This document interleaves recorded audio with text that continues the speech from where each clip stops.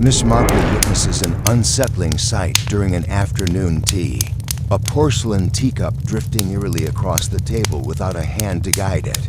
Soon after, whispers of poison, hidden mechanisms, and a vanished guest stir the village into unease. With her sharp intuition, Miss Marple unravels the quiet deception concealed within the floating teacup's mystery. Chapter 1. A pleasant day turned grim. It was the sort of morning that made one feel quite hopeful about the future. The sun poured benevolently over the village of Lower Hiddle, spilling golden light on red-bricked cottages and picket fences that seemed determined to bloom with more roses than ever this year. Birds chirped in a mild and sensible way, and even the vicar's cat refrained from its usual 6 a.m. protest beneath Miss Lockett's windowsill. In the manicured garden of the Aldridge's ivy-covered house, a summer fete was in full swing. A brass band was playing something cheerily indistinct in the far corner, and a table near the hedgerow overflowed with sponge cakes, seed buns, and trifles layered with thick custard and raspberries from Mrs. Finch's garden. The event, as tradition dictated, was a fundraising affair for the roof of St. Swithin's. It was also, as everyone knew but did not say, an opportunity for Lower Hiddle's residents to measure each other's lives: who was thinning on top, who had put on weight, who had a new handbag from CHELTENHAM. Miss Jane Marple, settled comfortably beneath a parasol and enjoying a well-behaved slice of lemon drizzle cake, observed it all with the quiet detachment of one who had attended such events for many decades. She sat beside her friend Mrs. Pym, a fluttery woman in dove gray who was presently explaining at length why she no longer trusted marmalade. "I heard from my cousin Gilda in Sussex," Mrs. Pym said, lowering her voice as though relaying military secrets, "that orange peel is being imported from Belgium these days." Belgium, and one never knows with foreigners, do one? Miss Marple smiled indulgently and stirred her tea. "I'm sure the Belgians are as capable of growing oranges as the Spanish dear." Her eyes, however, were on the gathering. At the prize table, Colonel Beckwith was attempting to explain to young Lily Barrow that she could not possibly have won both the gooseberry jam and the needlework ribbon. Across the lawn, Caleb Rowntree, still called young Caleb despite being 52, was arguing with Reverend Davy about the church accounts. The vicar's face wore the gentle, martyred expression it often did when Caleb was involved. And just beyond them, under the shade of the alder trees, stood Mrs. Evangeline Cresswell, a recent arrival to the village. Mrs. Cresswell had come from somewhere near Bath or possibly farther, bringing with her a Persian cat named Maharaja, a late husband no one had met, and a quantity of silk scarves that fluttered about her like wings. Her presence had introduced a ripple of excitement to Lower Hiddle. People called her continental, which in village terms could mean anything from divorced to suspiciously well-traveled. Miss Marple had not spoken with her directly, but she had heard enough. One didn't need to speak with someone to begin forming an idea. Mrs. Cresswell was said to be very particular about her tea, wore gloves even indoors, and had once made poor Mrs. Nettles cry at the WI meeting by declaring scones should never, under any circumstance, contain raisins. "I suppose we must go greet her," said Mrs. Pym, following Miss Marple's gaze. "She's standing all alone." But just as the two women prepared to rise, something peculiar happened. A cry rang out high-pitched and utterly startled. It came from Lily Barrow, who had stepped backward, hand to her mouth, eyes wide. It had moved. She gasped. The teacup moved. A circle quickly formed around the refreshment table. Miss Marple rose slowly, gently folding her lace-trimmed napkin. At her age, one did not rush. Events, she had long learned, unfolded in their own time if one simply watched. The scene was quickly clarified. On the long table beside the cakes and lemon water sat a solitary bone china teacup, pale blue with tiny violets. Part of Mrs. Aldridge's best set. It was tipped on its side, rocking gently. A puddle of tea spread around it. She was just standing there. Lily protested, and the teacup started floating or moving on its own. I didn't touch it, I swear.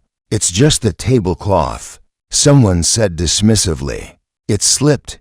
No, muttered Mrs. Yates, the grocer's widow. I saw it too. It glided along like it had a mind of its own. Good heavens, said the vicar, arriving out of breath. Has someone fainted? But before anyone could answer, a second, more serious cry sounded from the direction of the orchard path. Help! Someone please come quickly. It was Mr. Rowntree, his cap askew, eyes wild behind his thick glasses. It's Mrs. Cresswell. She's collapsed. Miss Marple moved without comment. Her legs, though not as nimble as they once were, still knew what to do in an emergency. She followed the voices to the back of the garden, where a narrow flagstone path led behind the apple trees and down toward a shaded bench. Beneath the lilacs there lay Evangeline Cresswell collapsed awkwardly on her side, one gloved hand resting on the grass, her parasol beside her. Her eyes were closed. Her face was. "To still, don't crowd her," barked Colonel Beckwith, elbowing his way forward. "Fetch Dr. Ilston," called someone, but Miss Marple was already kneeling with surprising agility beside the figure. She took one of Mrs. Cresswell's hands gently. The fingers were cold. Miss Marple's eyes flit down toward the fallen parasol, then to the fine silk scarf at the woman's throat neatly knotted, not a hair out of place. She looked less like someone who had fallen and more like someone who had been placed.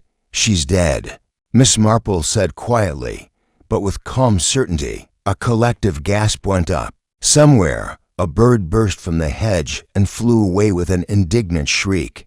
Miss Marple remained where she was, her hands folded gently over her handbag. She had noticed something already. Not the teacup, not the rocking dot, but something far quieter, far simpler. She looked once more at the fallen woman, then back toward the refreshments table where the violet-patterned teacup still lay on its side, surrounded by villagers eager to discuss what it meant. Miss Marple didn't know yet exactly what had happened, but she had a strong suspicion that murder, like a poor blend of tea, had just seeped its way into Lower Hiddle. Chapter 2. The village reacts. Gossip and theories. Early evening. The fate was forgotten, and the lanes of Lower Hiddle buzzed with conjecture, layered in tea and scandal. Mrs. Cresswell's body had been taken away under the reverent supervision of Dr. Ilston and Sergeant Tomlin, who had arrived from much gadding with his notebook, his bicycle, and an expression more befitting a man called to catch a fox than solve a murder. "Natural causes," he'd said, scratching his head with a stubby pencil. "Women like that, well, nerves, fancy foreign habits. Could have been anything." Miss Marple had said nothing, though she had looked thoughtfully at the teacup once more before it was cleared away.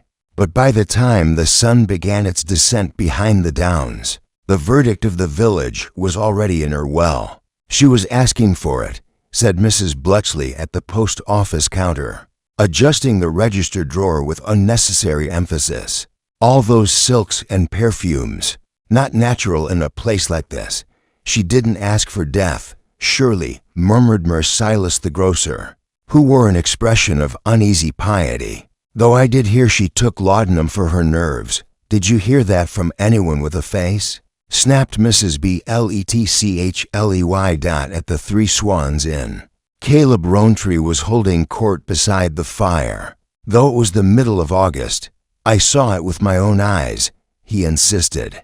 One large hand wrapped around a pint. "That teacup, it moved, like it was being pushed, but no one was near it."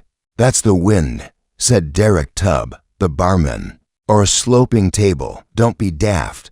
It slid right across, like something from one of them spirit seances. I tell you, that woman was cursed. Poisoned," corrected Mrs. Nettles dramatically, joining in from the snug. It's always poison with women like her. Something slow and foreign. Something you mix in jam, asked Tub, alarmed, or marmalade, she added.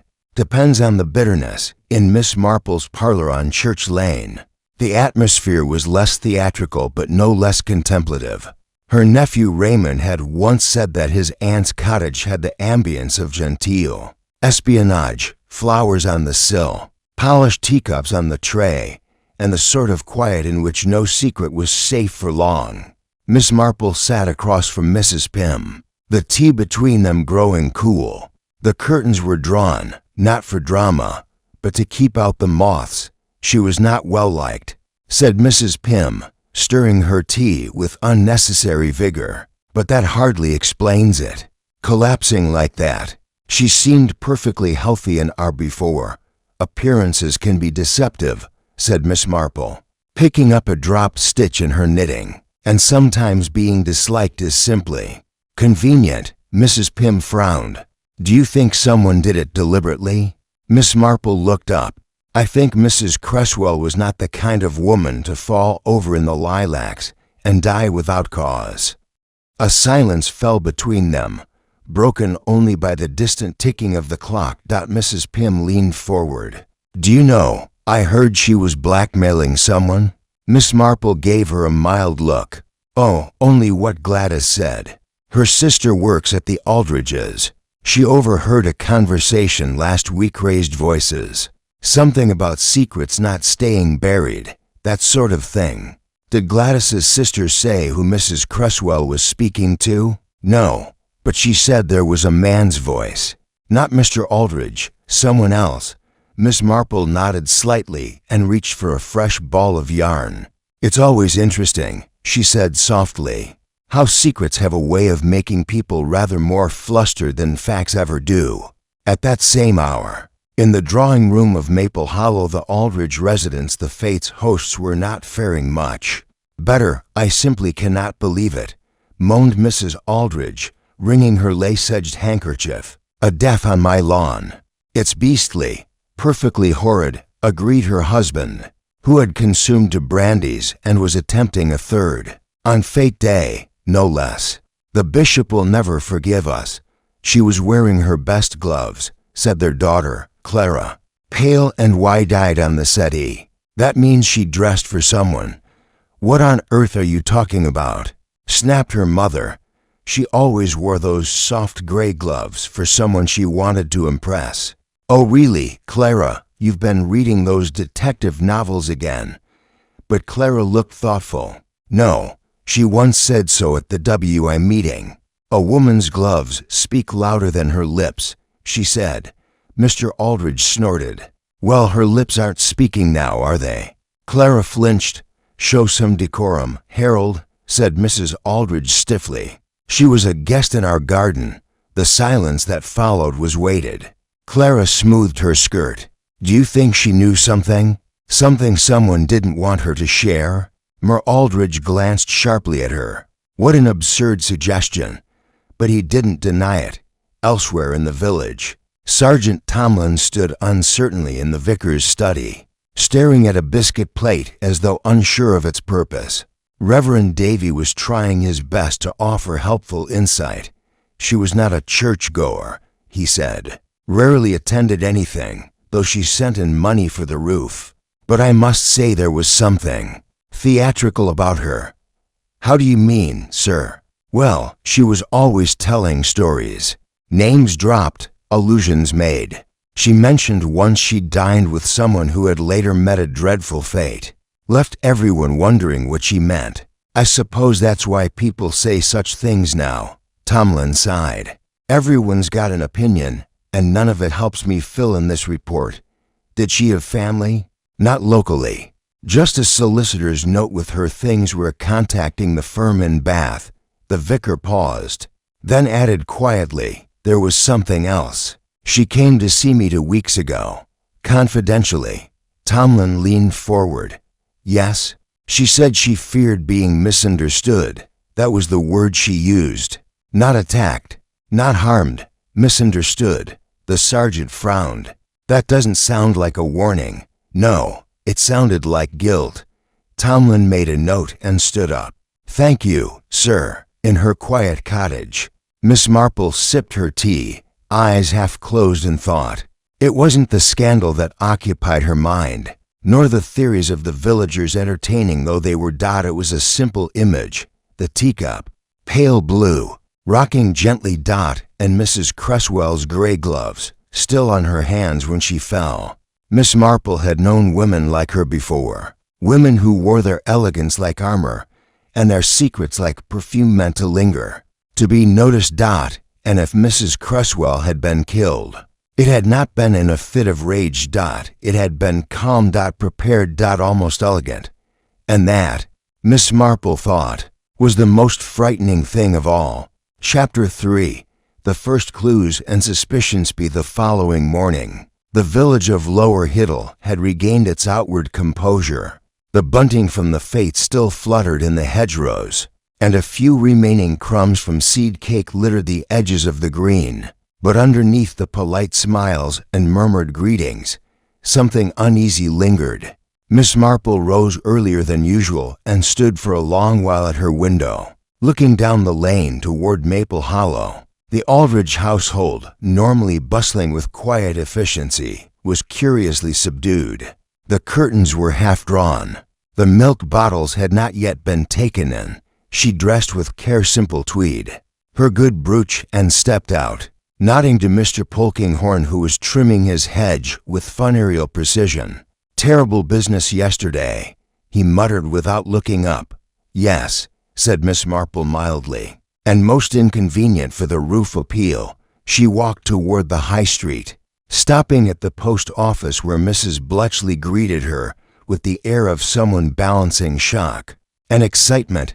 "Morning, Miss Marple. You'll be wanting your radio times?" "Thank you. And perhaps a stamp, first class, naturally. I suppose you've heard the latest." "I have heard several versions. Is there another?"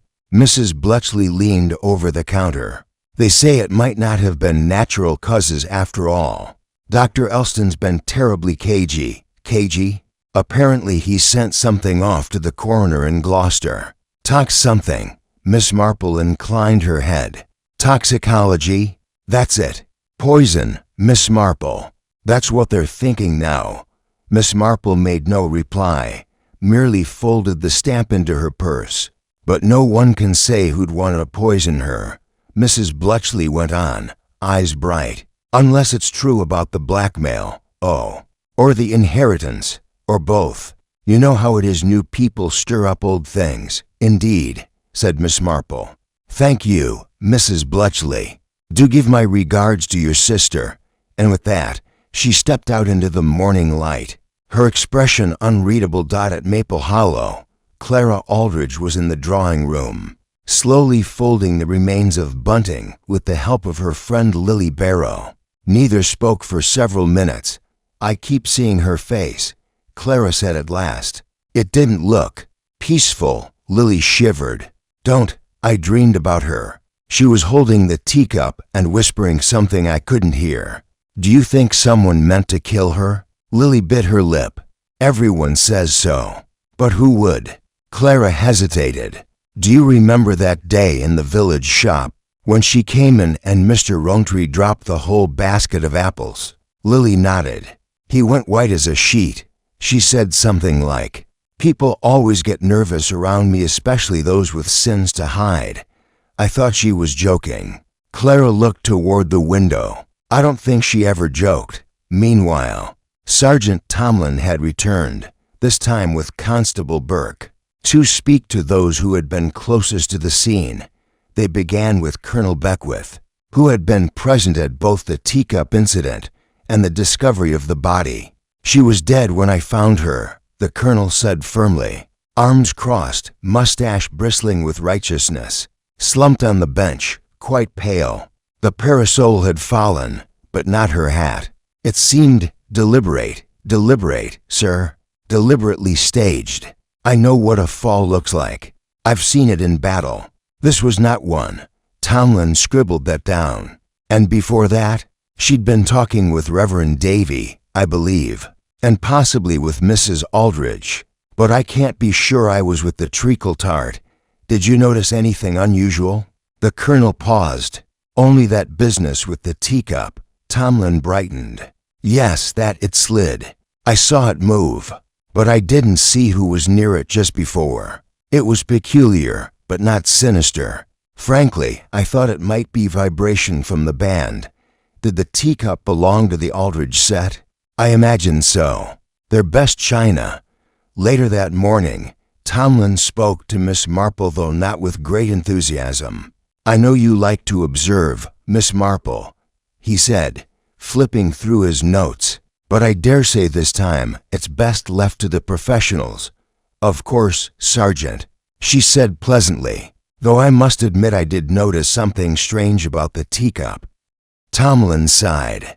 "Oh yes, it was filled with Earl Grey." He blinked, and Miss Marple folded her hands. Mrs. Cresswell disliked Earl Grey. She found it cloying. I remember her saying so at the Women's Circle meeting 2 weeks ago.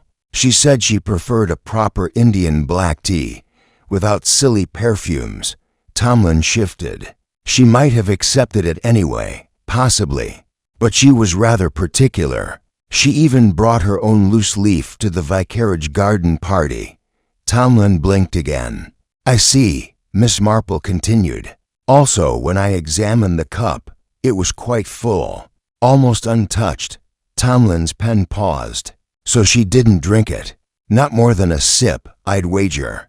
Yet the rest was spilled near her when she was found. On the grass." He frowned. "So someone brought the tea to her, and it was spilled or poured? That would seem reasonable. But it raises a question. If she didn't drink the tea, why was she poisoned?" Tomlin didn't answer. Miss Marple smiled gently. "And if she wasn't poisoned through the tea, then it must have been something else, something more deliberate." By late afternoon, rumors had splintered into camps.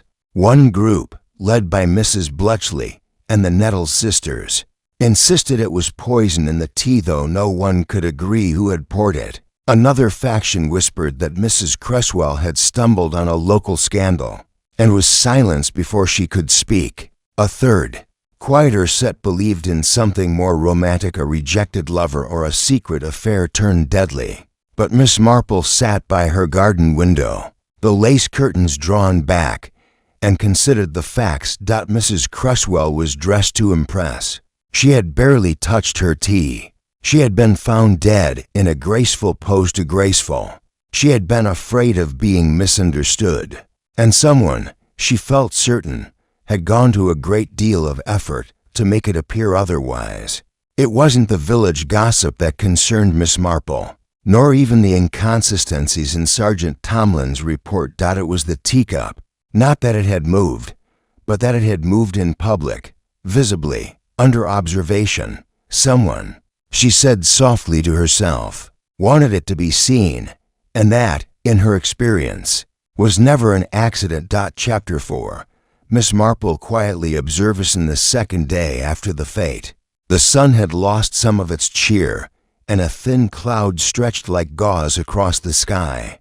The village of Lower Hiddle moved through its routines with a kind of strained politeness, as if tiptoeing around a sleeping beast no one could quite name. At her cottage on Church Lane, Miss Marple took her morning tea with a copy of the West Downshire Gazette, her knitting needles lying idle beside her on the tray. The headline about a lost cat in Little Monkley held no appeal. She set the paper aside and opened a small notebook, instead, a habit she had adopted in recent years. Not for evidence, but for patterns. One column was headed, "Things Noticed." Teacup not drunk, gloves still on, rocking motion deliberate, fear of being misunderstood, Mrs. Aldridge's hesitation when asked about last conversation, Colonel Beckwith's certainty it looked staged, Cresswell disliked Earl Grey. Another column, further down the page, reminded me of Mr. Thomas's affair in St. Mary Mead, flowers sent by anonymous friend. Cousin Edna's luncheon incident moved teaspoon as distraction. The case of the broken brooch in Tunbridge Wells, false fainting episode. Miss Marple's memory, like a patchwork quilt, was stitched with small domestic tragedies and social misdemeanors. Human nature, she often said, changed very little, and what was true in Tunbridge Wells was almost always true in Lower Hiddle. If one only had the patience to watch. She began her morning walk just after 10. There was nothing unusual in this. Miss Marple had taken the same path every Thursday for 12 years down past the bakery. A brief nod to the chemist and a glance at the church notice board, which this week still bore a half-torn sign advertising "Bring and buy for the roof." At the vicarage gate, she paused. Reverend Davy was in the garden, trousers dusty from rose pruning, and waved her in. "Miss Marple, I hope you haven't come to question me. I've already given my statement to Sergeant Tomlin." She smiled. "No questions, Vicar. Just a walk and a bit of company, though I will gladly accept a cup of your excellent Darjeeling." He chuckled and led her into the sunlit drawing room, where a mismatched tea set sat warming. "Curious thing, this business with Mrs. Cresswell," he said as he poured. "Such drama is quite beyond our usual affairs. You had a conversation with her the morning of the fete," Miss Marple said, stirring her cup delicately. "Did she seem agitated?" The vicar hesitated, only in the way she often did. There was a peculiar mix of pride and fear about her, as though she expected to be judged and dared you to do it. Miss Marple nodded slowly. "She told you she feared being misunderstood." "Yes." And then she said something strange. "It always begins with the small things, doesn't it?" "What small things?" She didn't say. Just stood, adjusted her gloves, and asked me to pray for her. Not for her soul, mind you, for clarity. Odd, now that I think on it. Not so odd. Miss Marple said softly. "People who carry burdens often prefer clarity to forgiveness." Later that day, Miss Marple attended to her errands, but her route was deliberate. She stopped at the village shop just as young Lily Barrow came out, flushed from a conversation with Mrs. Nettles, Miss Marple. Lily's face lit up with a mix of nerves and relief.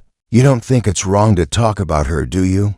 "Mrs. Cresswell, I mean, it depends how you talk," Miss Marple said kindly. "Why don't we walk a moment?" They moved slowly toward the green. "I feel silly," Lily said, "but I can't stop thinking about the teacup." "I quite understand. You were the first to notice it."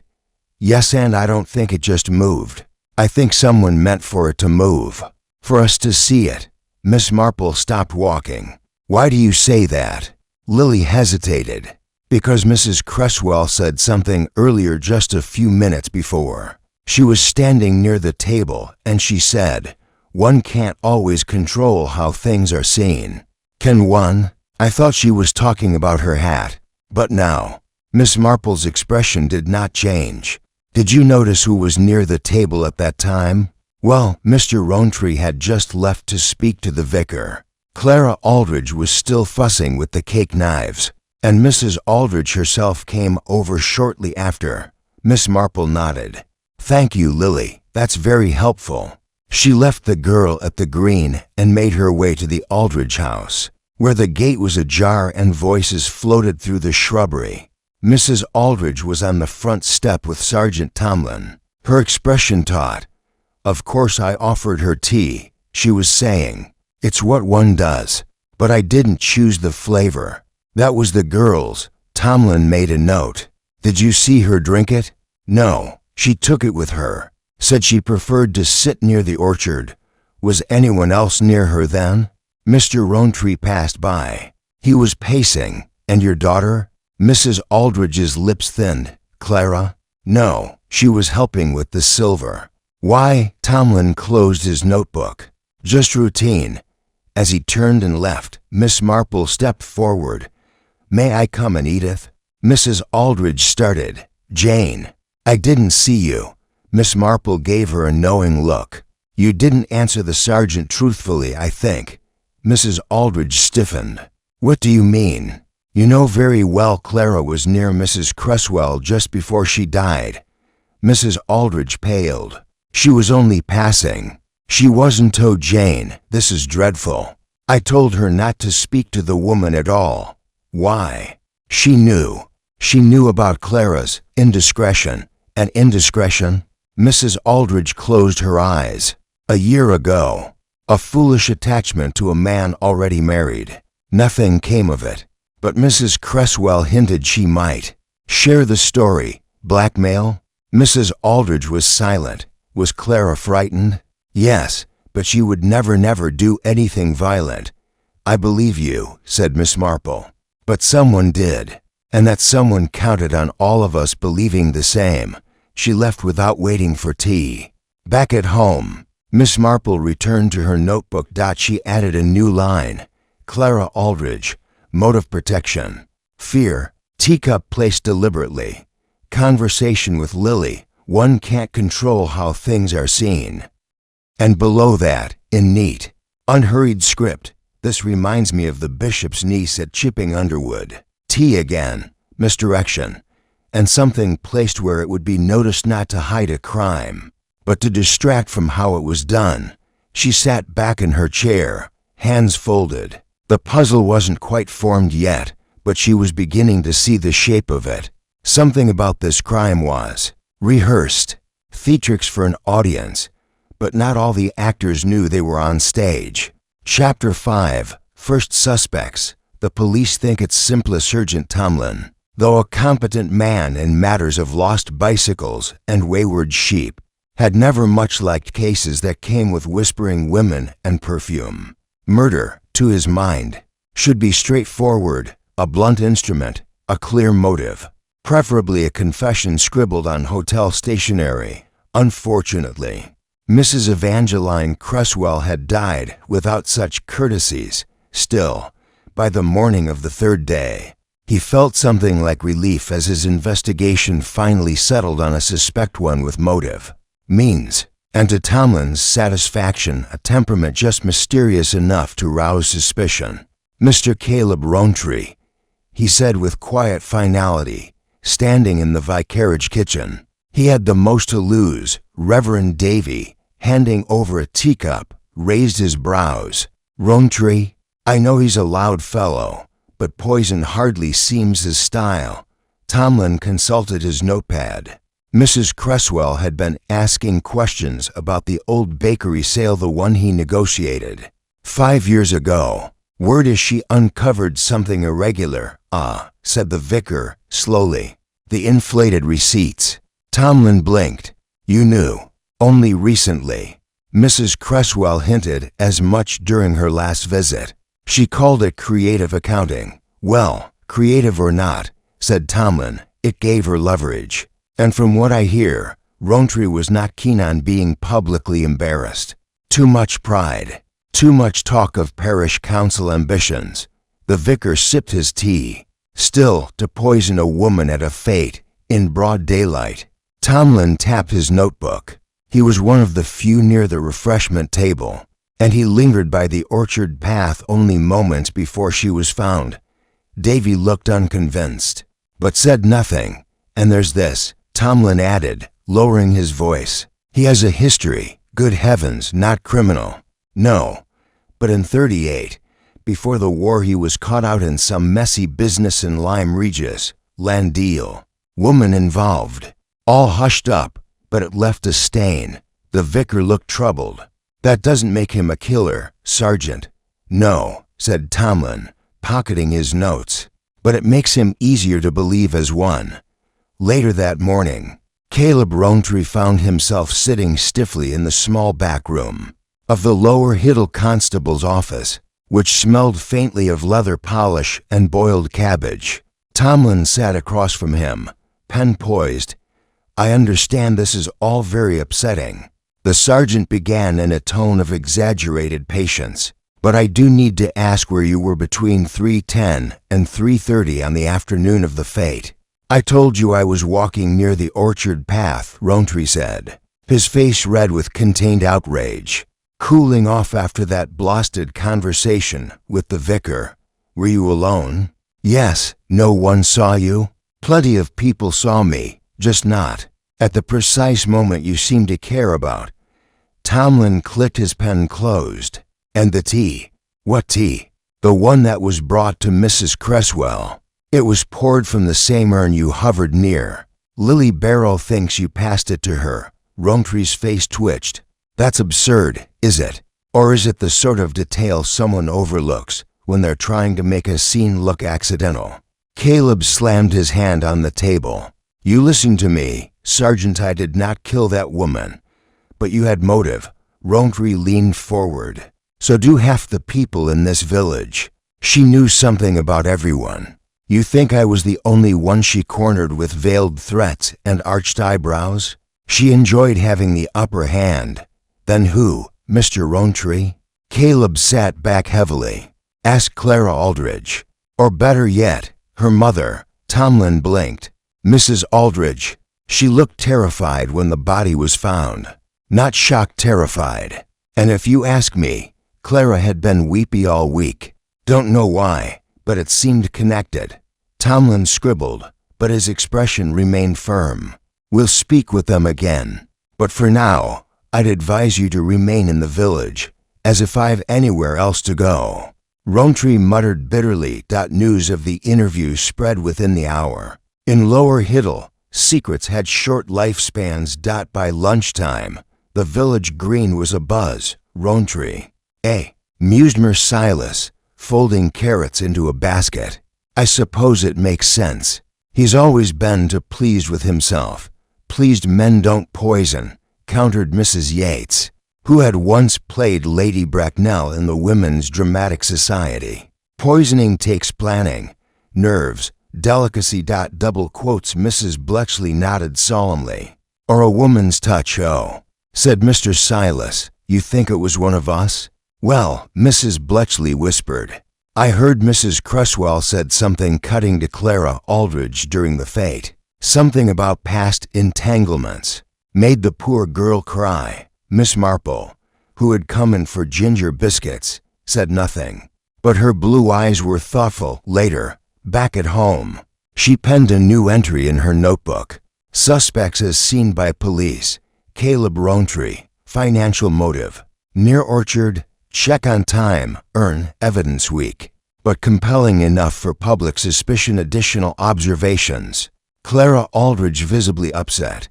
Gloves still on. Strange for tea drinking. Tea untouched. Poison not consumed. She stared for a long time at the phrase, poison not consumed. Then she thought again of the teacup. Not just moved, made to move. A floating act, a deliberate distraction. Perhaps the real clue lay not in what Mrs. Cresswell drank, but what she didn't. That evening, Miss Marple took her walk later than usual and paused just beyond the garden gate of Maple Hollow. The path curved along the orchard before sloping gently down to the lilac hedge, where a wrought iron bench still stood, half obscured by climbing honeysuckle. A faint breeze stirred the branches, and a bird chirped from somewhere above. Miss Marple closed her eyes. There had been something theatrical about the whole thing. The gloves, the positioning, the parasol, delicately askew. Like a scene arranged for an audience. And then the teacup rocking, just at the right moment to draw attention. Who had gained from that distraction? Who had the mind to plan such a detail?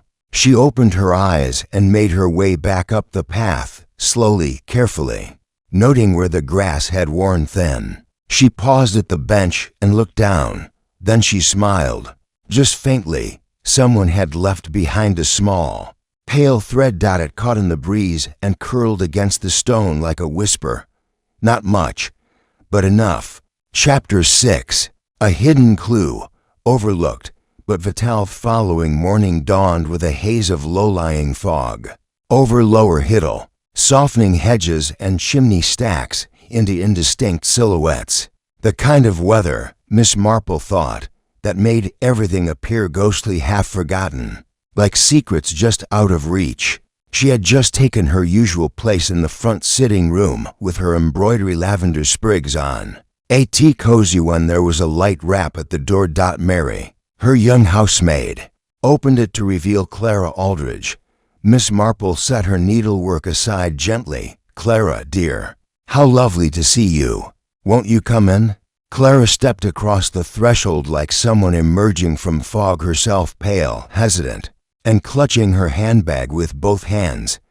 I hope I'm not intruding, Miss Marple. I didn't know where else to go, not at all. Come and sit by the fire.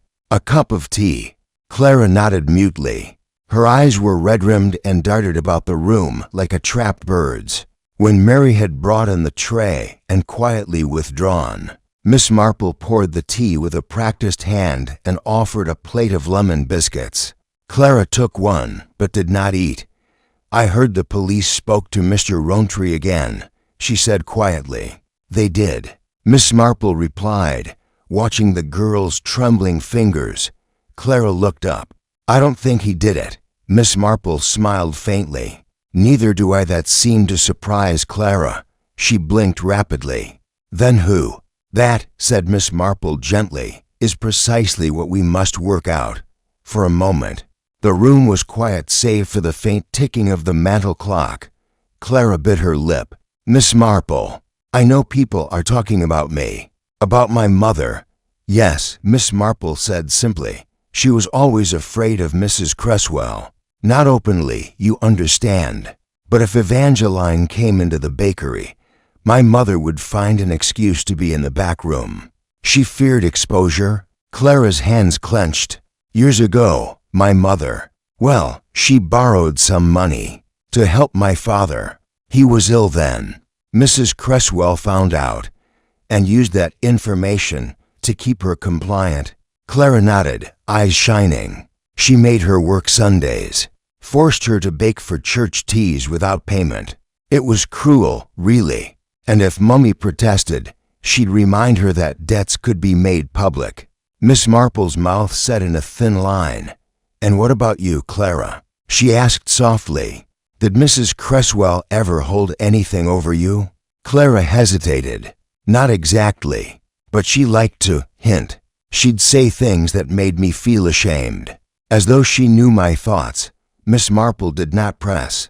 The girl was clearly carrying something heavy, but it was not yet ready to be named. Instead, she said, "Clara, may I ask, did you happen to see Mrs. Cresswell's gloves that day at the fete?" Clara looked puzzled. "Her gloves?" "Yes, she was wearing them while drinking tea." It struck me as odd. Clara's brow furrowed. "She always wore gloves, didn't she?" "She did, but not usually while eating or drinking. She was quite particular about appearances." Clara was silent, then said softly, "I did notice something. The gloves looked new, paler than usual, almost white. She usually wore grayish ones." "Interesting," murmured Miss Marple, and noted that away. When Clara left half an hour later, looking slightly lighter in spirit, Miss Marple returned to her sitting room and fetched her little black notebook. She wrote, "Gloves, white, not gray, possibly new. Disguise, switched, hidden residue." She looked out the window. The fog was beginning to lift. Time to ask more pointed questions. Miss Marple's next visit was to Mrs. Pargeter, the dressmaker, whose tidy shop on Bell Street carried everything from artificial silk to button polish, and who knew the gossip of the village before it reached the postmistress. She entered the cramped space to find Mrs. Pargeter pinning hemline samples to a square of muslin. "Oh, Miss Marple, what can I do for you?" "Just a small question, dear. Did you, by any chance, mend or clean a pair of white gloves for Mrs. Cresswell recently?" Mrs. Pargeter pursed her lips. "White gloves, you say?" No. Hers were always dove-gray horrid things, frayed at the cuff. She wouldn't spend a sixpence if she could help it. But did you notice if she was wearing white ones at the fete?" Mrs. Pargeter paused. "Now you mention it. Yes, I think she was. I remember because I thought, finally, she's thrown the old ones away. But then now wait, didn't Lily Barrow say the gloves went missing after the incident?" Miss Marple nodded.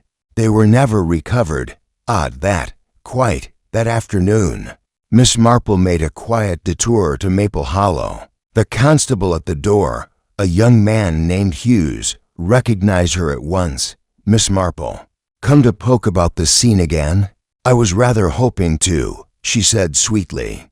If it's permitted. He flushed slightly. Well, the sergeant said you weren't to be interfered with, as long as nothing's disturbed. Of course, she walked once more along the orchard path. The grass was still flattened in places, though beginning to spring back. The bench where Mrs. Cresswell had been found looked quite ordinary now, sun-dappled and benign. But Miss Marple moved with purpose, kneeling beside the stone edge where she had spotted the thread the previous day. She brushed the base of the bench.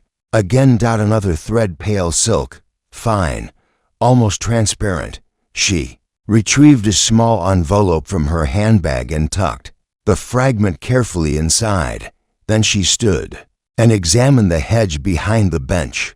Something had caught her attention the day before, a curious pattern in the ivy. She reached forward and found an indentation in the earth just beyond the foliage. A small, square-shaped print, boot heel. Not women's, and not Caleb Rowntrie's. His shoes had thick, rigid soles. She remembered from the fete.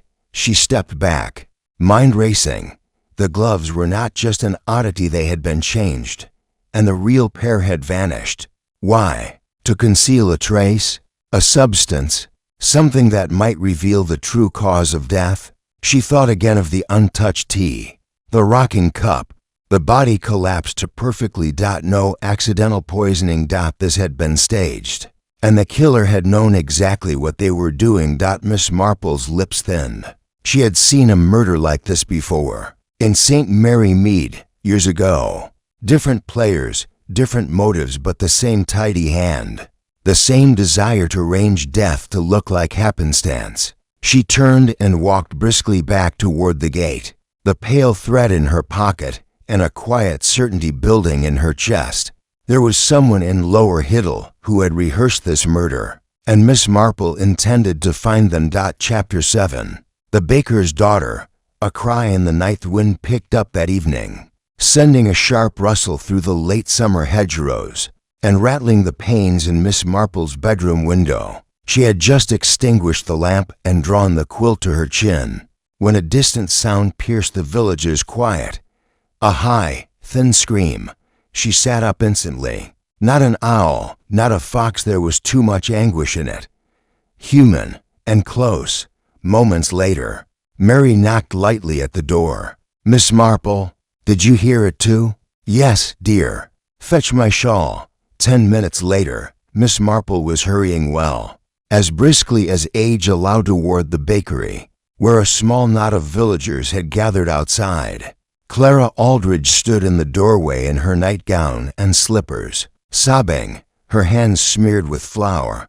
I didn't mean to, she kept repeating. I didn't know it was there. I swear. The local constable, young Hughes again, looked utterly bewildered.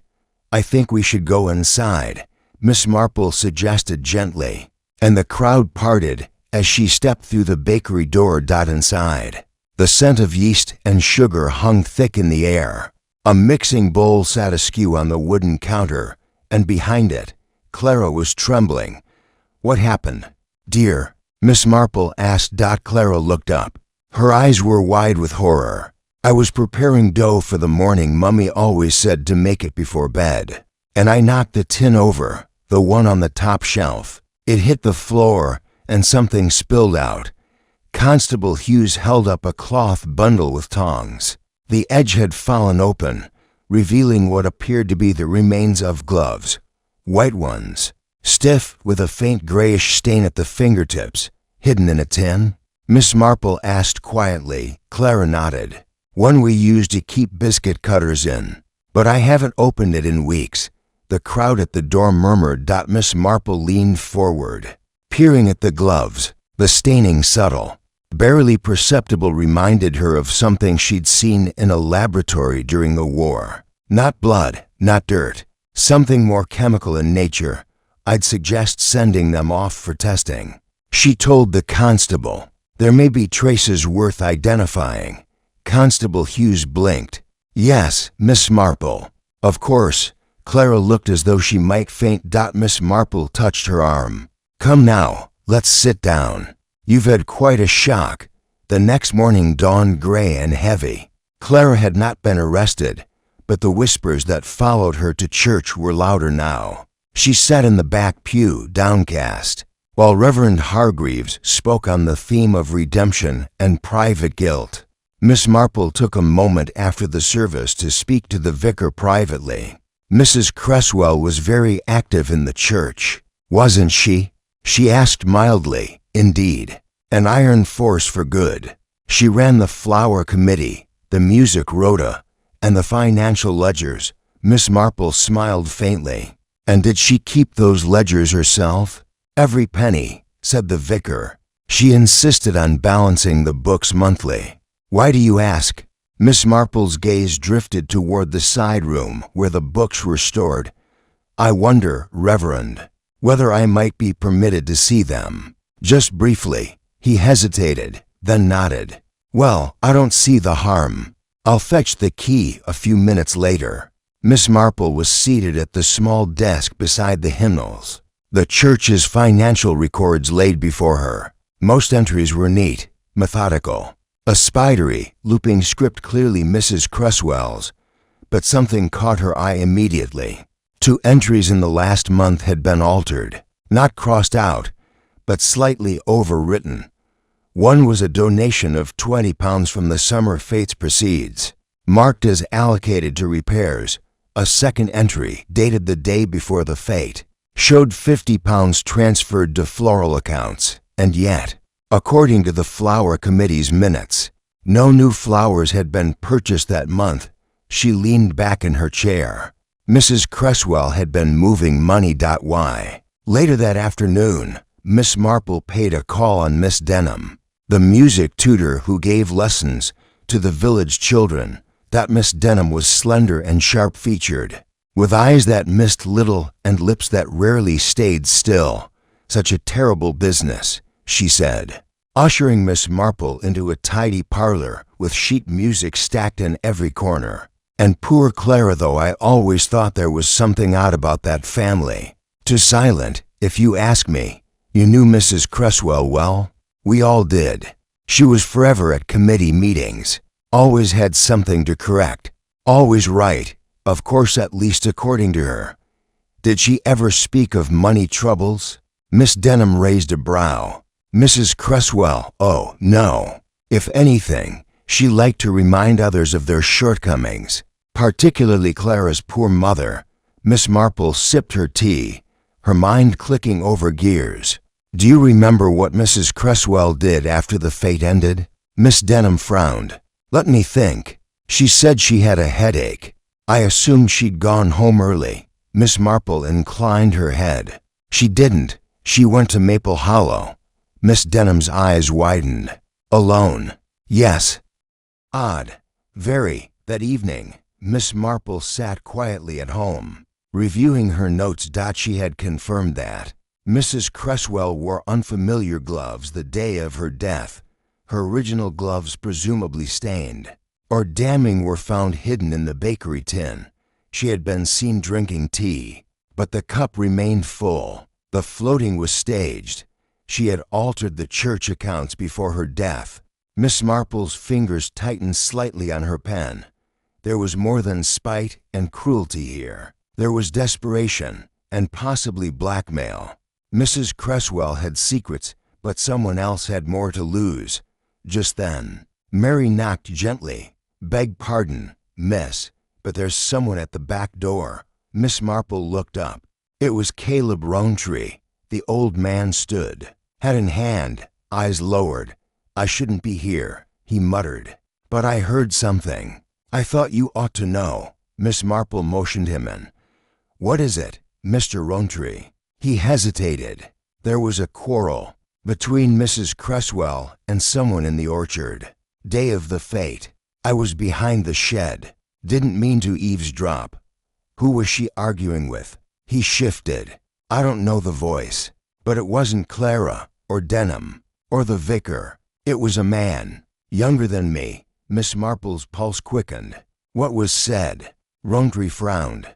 You said you'd keep quiet, he said. And she said, and now I'm changing my mind." Then he said something like, "You'll ruin everything." And then, silence, a long one. Then she said, "You don't frighten me, not in the least." Miss Marple sat very still. "Thank you, Morontree, that's very helpful indeed." And now the truth was beginning to surface like the teacup that had floated. Except this time, what came up was far more damning than porcelain and steam. Chapter 8. Secrets in the Ledger. Next morning, Miss Marple rose early, despite a restless night. Caleb Rountree's account of the quarrel lingered in her mind like a puzzle piece that refused to fit. The voice he couldn't identify it nagged at her. A man younger than Caleb, someone nervous, and someone to whom Mrs. Cresswell had clearly posed a threat. After breakfast, she donned her straw hat, adjusted her gloves, and headed to the vicarage once more. Reverend Hargreaves welcomed her with his usual mild bewilderment. "I hoped I might look again at the church accounts," Miss Marple said sweetly. "The ones from the previous year, if it wouldn't be too much trouble." Of course. They're in the vestry cabinet. I'll fetch the key again." While he rummaged, Miss Marple busied herself with idle inspection of a dusty bookshelf filled with theological texts. When the Reverend returned, she smiled and followed him into the cool, stone-walled vestry. The older ledgers were thicker, bound in worn green leather, and filled with Mrs. Cresswell's now familiar tidy script. Miss Marple turned the pages slowly, her fingers pausing here and there. 3 months prior, a £100 entry was noted as donated by anonymous benefactor, to be held in trust for the Youth Piano Fund. But Miss Denham had said the piano fund hadn't received any donations this year. In fact, she'd sounded rather put out about it. Miss Marple flipped back another month. £45 for choir robe replacements, a line item that had not, so far as she could tell, resulted in any new robes at all. The same pattern repeated, small sums, occasionally larger ones, all disappearing into supposedly worthy causes, none of which seemed to have materialized. She made a mental note of the initials beside several altered entries. R.H. She looked up. Did Mrs. Cresswell keep the keys to this cabinet? She did, the vicar replied. She was terribly careful. No one else touched the ledgers, except perhaps someone with access to her house. Well, he cleared his throat. Possibly. But really, Miss Marple, are you suggesting theft? I'm only suggesting, she said gently, that Mrs. Cresswell may have noticed discrepancies, and may have made someone nervous. She closed the ledger softly. Thank you, Reverend. I won't take up any more of your morning. Miss Marple walked thoughtfully through the village square, her steps guiding her toward the post office. Inside, she found Mer Gregson, the postmaster, busy sorting a pile of envelopes behind the counter.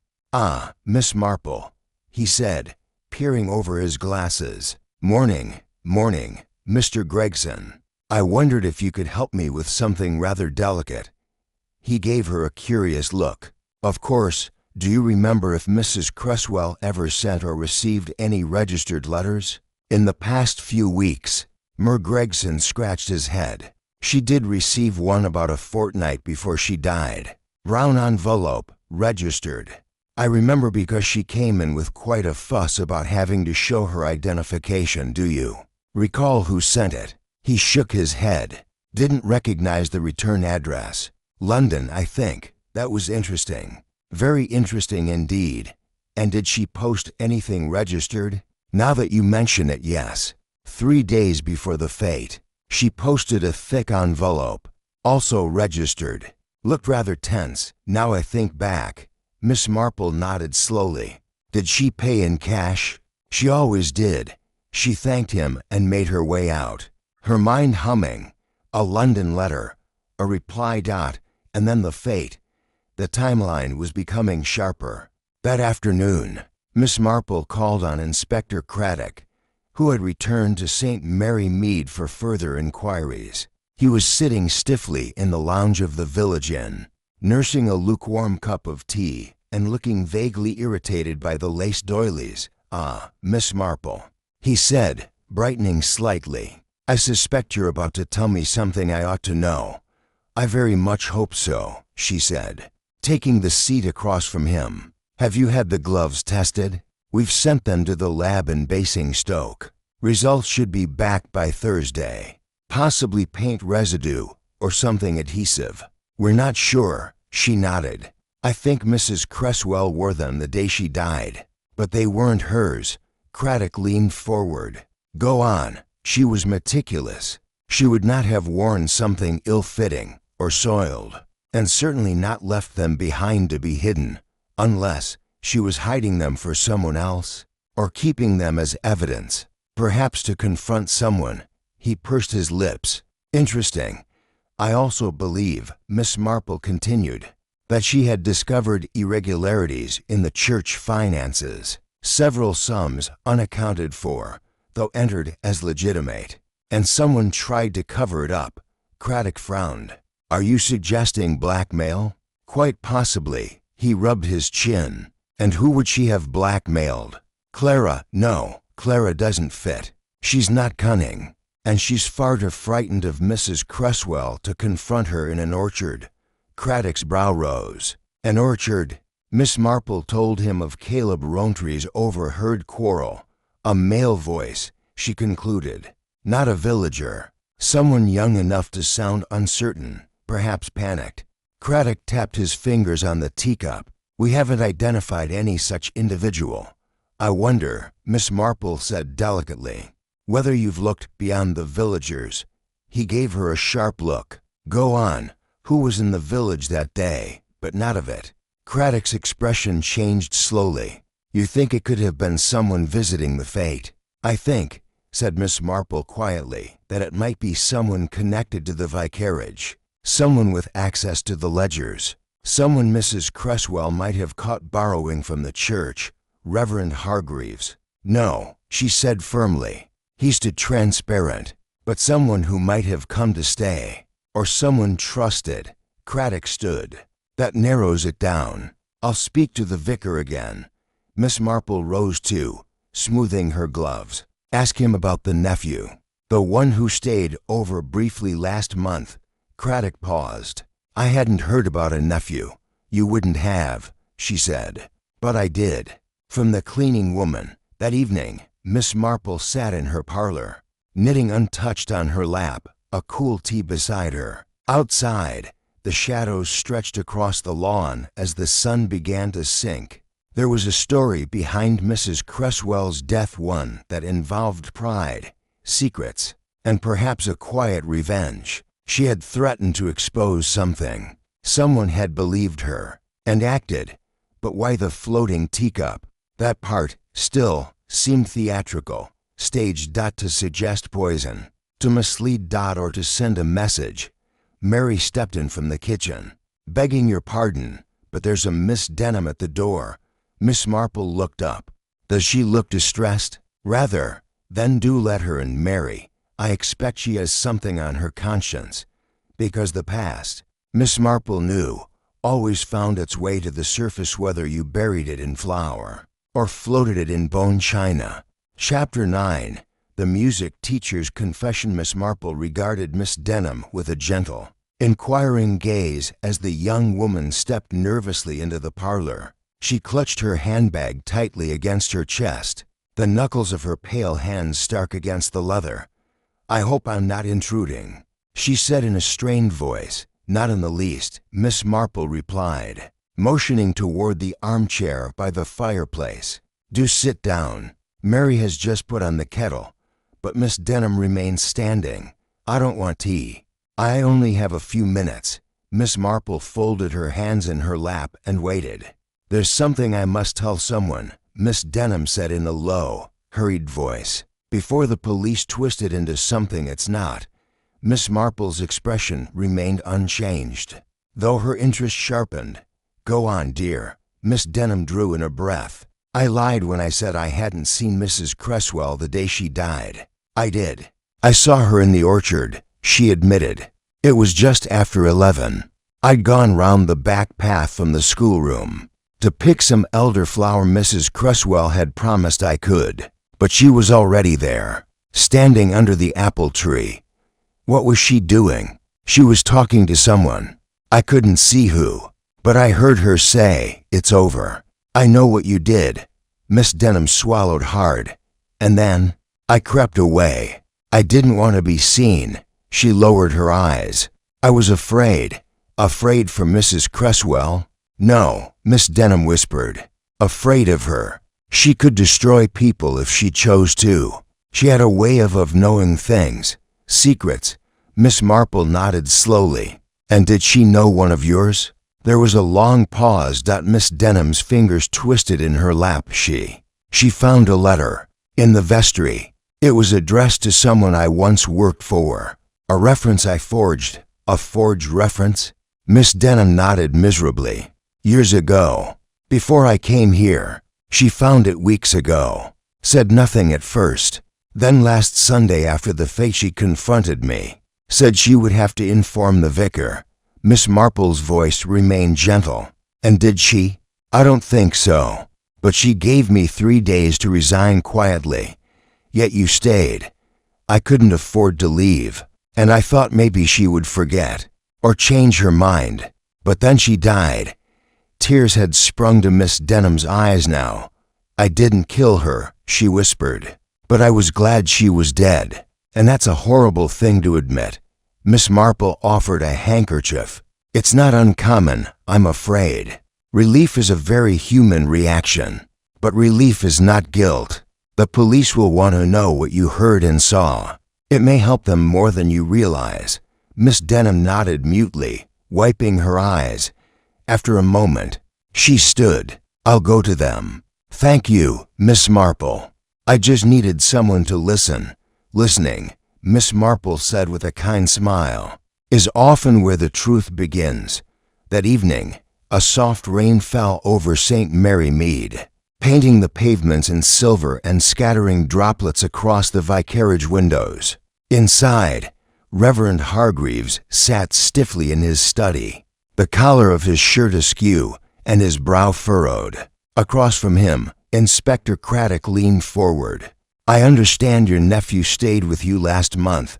The vicar looked up sharply. Yes, Edward. He was here for a few days. He's been having a difficult time of it. Poor boy. What sort of difficulties? Well, the vicar hesitated. He had a position at an investment firm in London. Lost it, I'm afraid. He didn't tell me much, only that there was some question of irregularity, fraud. The vicar winced.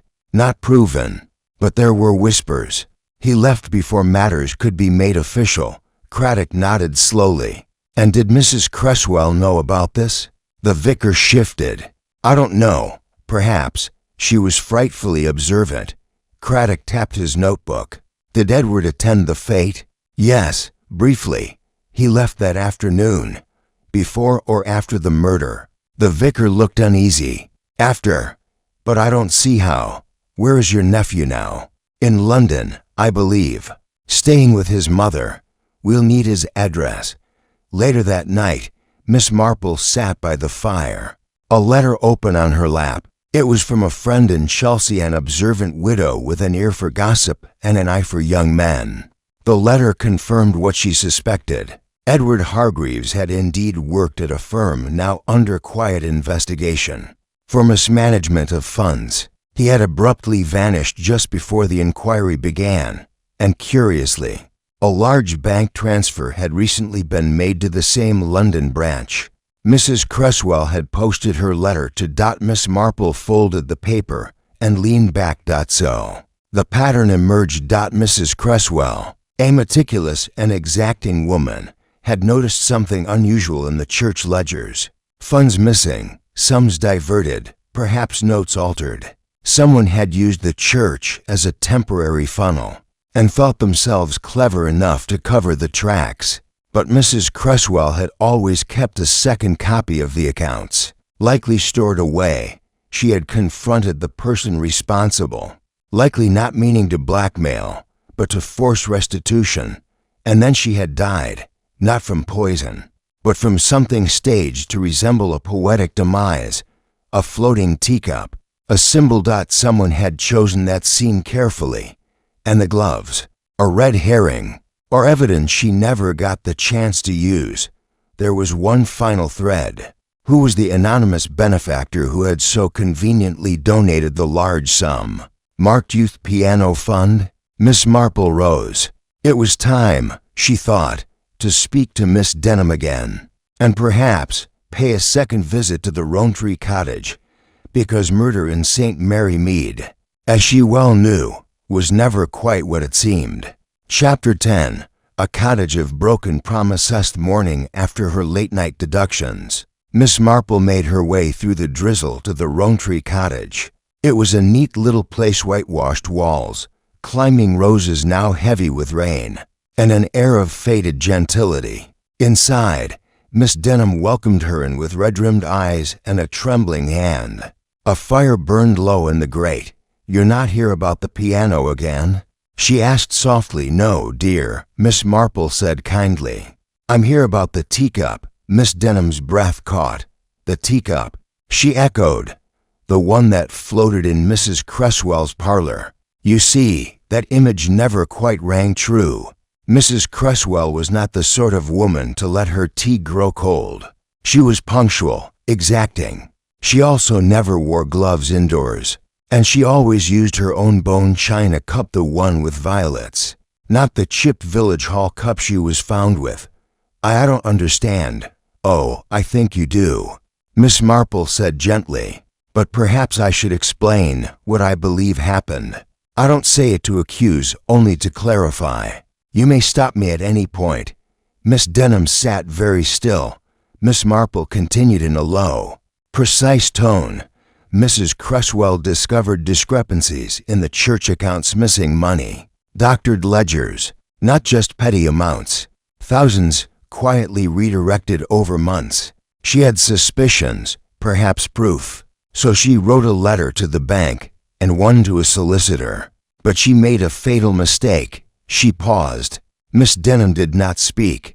She told someone, or hinted. That person panicked. They couldn't allow her to expose them, and so they planned a scene, a death that looked like nothing, an odd image, a floating teacup, as if she had died in the middle of a thought. No signs of violence, no poison, nothing traceable. Miss Marple folded her hands. Mrs. Cresswell was smothered, with her own silk scarf, I suspect, likely in another room, then posed in the parlor, with the tea and the gloves arranged to distract. But she had something else hidden away, didn't she?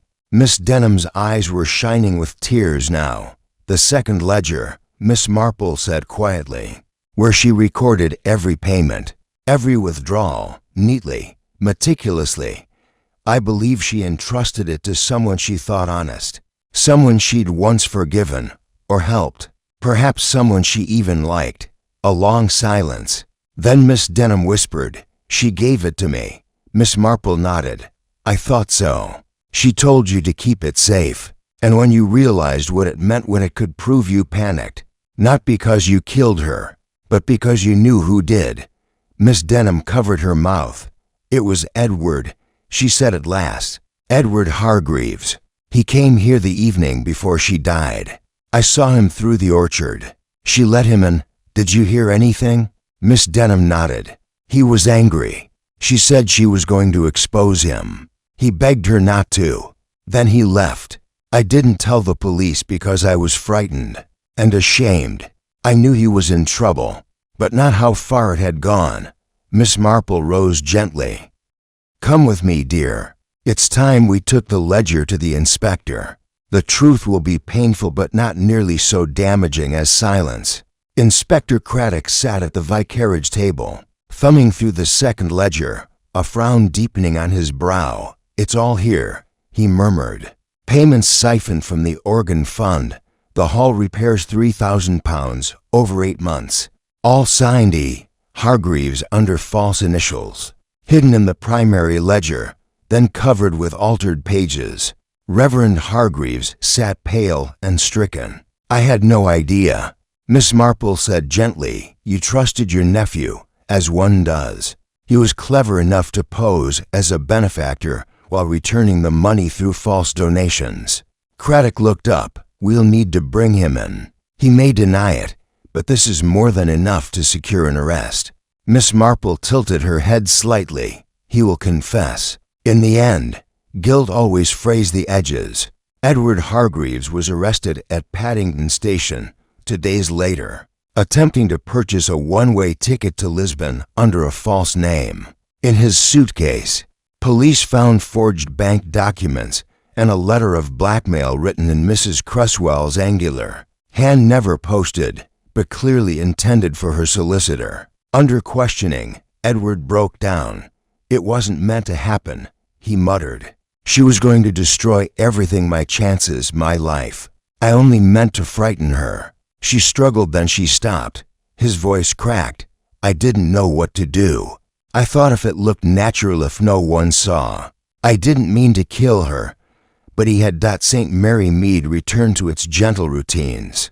Though the shadow of the murder lingered like a smudge on a white glove, the fete was cancelled for the remainder of the year. Miss Denham remained at the Rowntree cottage, quietly continuing her lessons. The children, surprisingly, still adored her. One afternoon, as summer turned toward gold, Miss Marple sat in her garden with Inspector Craddock, sipping lemonade. You knew, he said, long before the police did. Oh, I suspected, she replied modestly. The floating teacup was a symbol, you see. It wasn't natural, it was staged. And that led me to consider the psychology of the killer. Who would feel the need to create such a scene? Not a villager acting in the heat of the moment, but someone trying to deflect attention. Someone who thought theatrically. Craddock chuckled. And once again, your instincts were right. Miss Marple gave a small smile. It's rarely instinct, dear Inspector. More often, observation. One sees a great deal when one takes the trouble to notice. The garden was quiet except for the gentle clinking of ice and glass, and above them, the white roses bloomed undisturbed.